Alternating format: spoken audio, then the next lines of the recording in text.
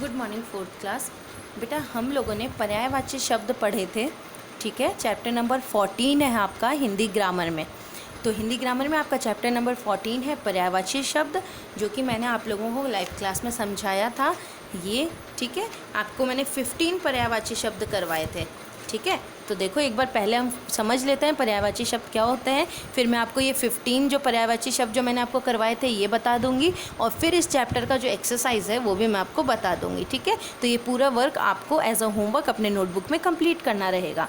तो देखो पहले पर्यायवाची शब्द होते क्या हैं, इसकी परिभाषा मैंने लिखी है, ये ऐसे का ऐसा आपको अपने नोटबुक में उतारना है, ठीक है। जैसे मैंने परिभाषा लिखी है आप भी परिभाषा लिखेंगे, ठीक है। और फिर ये पूरे 15 तक आप कंप्लीट करेंगे।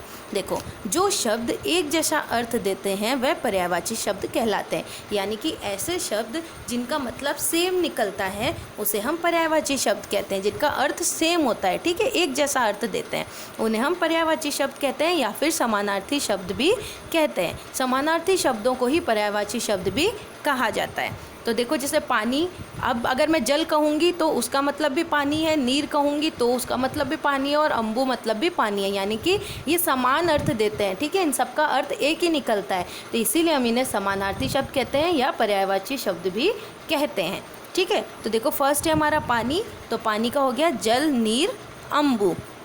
सेकेंड है पक्षी, पक्षी का हो गया खग, पंछी और विहग। थर्ड है हवा, हवा का हो गया वायु, पवन और अनिल। फोर्थ है समुद्र, समुद्र का हो गया सागर, जलधि और वारिधि। फिफ्थ है धरती, धरती का हो गया पृथ्वी, भूमि, धरा। सिक्स्थ है पहाड़, पहाड़ का हो गया पर्वत, गिरी, शैल। सेवेंथ है रात, रात का हो गया रात्रि, रजनी, निशा। एट्थ है सुबह, सुबह को हम कह सकते हैं प्रातः, सवेरा या फिर भोर। नदी को हम और क्या कहते हैं, नदी के पर्यायवाची क्या क्या हैं, तरनी, सरिता, तरंगिनी।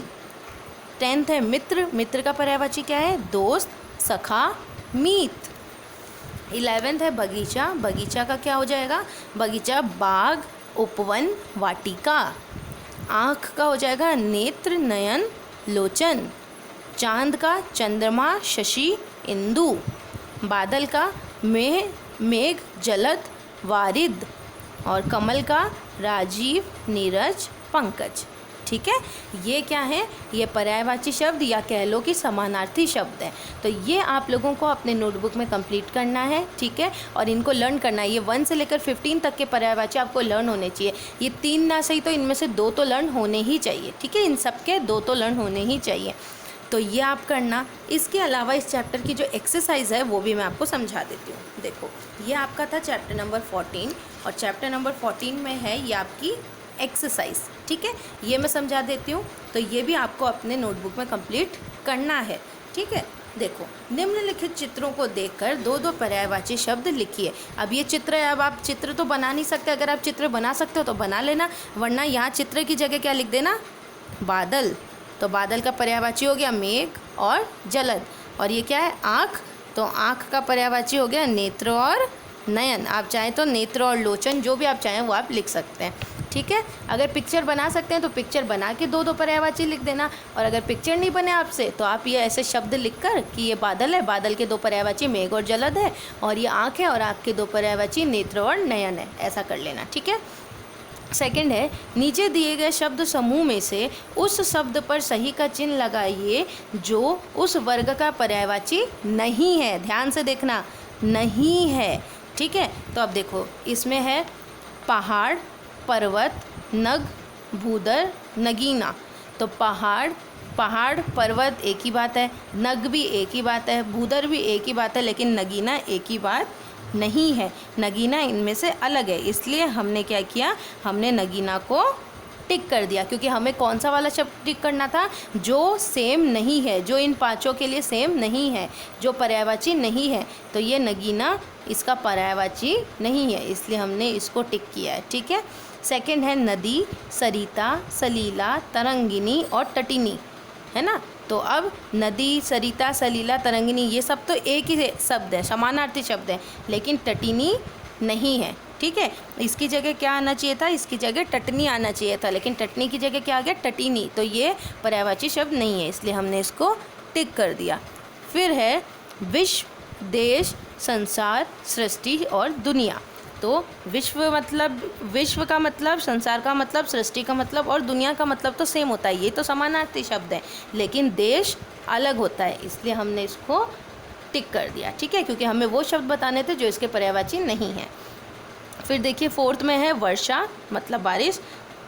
वर्षा, दृष्टि, बादल, बारिश, में। तो देखो वर्षा, बादल, बारिश और में, इन सब का मतलब तो सेम होता है, ये तो समानार्थी शब्द है, पर्यायवाची शब्द है, लेकिन दृष्टि पर्यायवाची शब्द नहीं है इनका, इसलिए हमने इसको टिक कर दिया। फिर है शाम, रात, संध्या, साय और सांझ। तो देखो शाम सही है, शाम को ही संध्या भी कहते हैं, सांझ भी कहते हैं और साय भी कहते हैं, लेकिन उसको रात नहीं कहते हैं, रात अलग होता है, शाम अलग होती है। तो रात को हमने टिक कर दिया क्योंकि ये अलग है, ये संध्या का पर्यायवाची शब्द नहीं है, शाम का पर्यायवाची शब्द नहीं है, तो इसको हमने टिक कर दिया। फिर थर्ड है निम्नलिखित शब्दों को उचित पर्यायवाची शब्द से मिलाइए। तो अब देखो सुबह, सुबह को हम और क्या कह सकते हैं, ध्वजा कहते हैं क्या, नहीं। प्रातः, बिल्कुल, हम सुबह को प्रातः भी कहते हैं, सुबह का एक पर्यायवाची शब्द मैंने आपको प्रातः भी लिखाया है, तो हम सुबह को मैच कर देंगे किससे, प्रातः से। सेकंड है पाठशाला। तो अब देखो पाठशाला को ध्वजा कहते हैं क्या, नहीं। प्रातः तो पहले हो भी चुका है। पवन, नहीं। विद्यालय, पाठशाला को हम विद्यालय भी कहते हैं, ये इसका समानार्थी शब्द है, इसलिए हमने इसको पाठशाला को विद्यालय से मैच किया। फिर है शेर, शेर को हम और क्या कहते हैं, वनराज कहते हैं ना, जंगल का राजा, तो वनराज, तो ये शेर किससे मैच हो जाएगा, वनराज से, क्योंकि ये इसका पर्यायवाची शब्द है। झंडा, झंडा को हम ध्वजा भी कहते हैं, तो झंडा का पर्यायवाची शब्द ध्वजा होता है, इसलिए हमने इसको मैच कर दिया। ठीक है, और यह है हवा, तो हवा का पवन भी होता है, तो इसलिए हमने पवन के साथ मैच कर दिया। या तो आप यहाँ पर 1 2 3 4 लिख कर मैच कर सकते हैं, या फिर ये देखिए सुबह को हम और क्या कहते हैं, सुबह को हम प्रातः कहते हैं, तो हम यहाँ क लिख देते हैं, वन की जगह क लिख देते हैं ताकि आप कन्फ्यूज़ ना हो। पाठशाला, पाठशाला को हम विद्यालय कहते हैं, तो मैंने यहाँ पे लिख दिया ख। शेर, शेर को हम वनराज कहते हैं, तो मैंने यहाँ पे लिख दिया ग। झंडा को हम ध्वजा कहते हैं, तो मैंने यहाँ पे इसका नंबर डाल दिया, और हवा पे यानी पवन पे इसका नंबर डाल दिया, तो अब आप लोग कंफ्यूज नहीं होंगे। ठीक है, ये 1 2 3 4 रहने देना, ये मैं इरेज कर देती हूँ, ये लो, आप क ख ग डाल देना। ठीक है, तो आप कंफ्यूज नहीं होंगे इससे, वरना आप कंफ्यूज हो जाओगे। ठीक है, आप देखिए निम्नलिखित वाक्यों में रंगीन शब्दों के स्थान पर अन्य पर्यायवाची शब्द का प्रयोग करके वाक्यों को फिर से लिखिए। यानी ये जो रंगीन शब्द है ना, ये देखो जैसे हवा, तालाब, रात, चांद और सांप, इनकी जगह हमें इनके कोई भी पर्यायवाची शब्द लिखना है, समानार्थी शब्द लिखना है, और फिर ये पूरी लाइन को दोबारा लिखना है। जैसे हवा, हवा को हम वायु भी कहते हैं ना, तो यहाँ क्या लिखा है, हवा की गति बड़ी तेज है, तो अब मैंने हवा की जगह यहाँ पे उसका पर्यायवाची शब्द लिख दिया वायु, और फिर आगे की लाइन सेम है, वायु की गति बड़ी तेज है। ठीक है, ये जो रंगीन शब्द है बस इसका पर्यायवाची हमें लिखना है। सेकंड देखो, तालाब में बतख तैर रही है, तालाब में बतख तैर रही है, तो अब तालाब को हम और क्या कह सकते हैं, तालाब को हम सरोवर भी कह सकते हैं, तो मैंने क्या लिखा, सरोवर में बतख तैर रही है। ठीक है, क्योंकि तालाब को रंगीन शब्द था यहाँ पर, और इसी का पर्यायवाची हमें लिखना था, तो हमने तालाब का पर्यायवाची सरोवर लिख दिया।